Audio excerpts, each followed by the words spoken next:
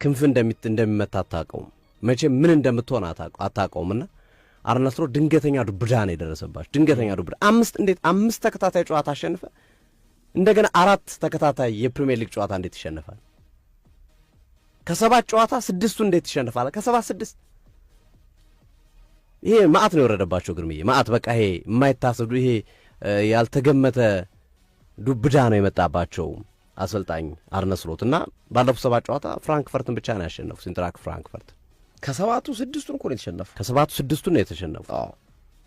ዘንድሮ ደግሞ ፓላስ ብቻውን 3 ያሸንፏቸዋል። ኮሚኒቲ ሺልድ አሸነፋቸው፣ ሊግ ካፕ አሸነፋቸው፣ ትናንት ፕሪሚየር ሊግ አሸነፋቸው።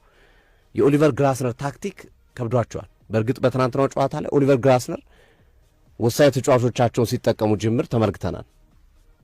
በተቃራኒው አሰልጣኝ አርነ ስሎት ራሳቸውም እንደተናገሩት እንዴት እንደዚህ አይነት ውድድር ላይ ጠንካራ ተጫዋቾችን ልጠቀም ይችላለሁ? የውድድሩ እሳቤና የውድድሩ ሐሳብ በራሱ እኮ ታዳጊ ተጫዋቾችን ለመጠቀም የሚያበረታታ እንጂ ጀስት ዋንጫው እንደ ዋንጫ እንኳን የሚቆጠር አይደለም በሚል ሐሳብ የሰጡበት። አሁን አርነ ስሎት የሚሰጧቸው አስተያየቶች ራሱ ጥያቄ የሚያስነሱ ሆነዋል። በተሸነፉ ቁጥር የሚያነሷቸው ጥያቄዎች ለምሳሌ በዚህ ውድድር ዓመት ከሰጡት አስተያየት መካከል በማያገባቸው የሴት ፒስ ወይም የቆመ ኳስ የሚጠቀሙ ቡድኖች አሉ ብሎ የሰጡት አስተያየት ብዙ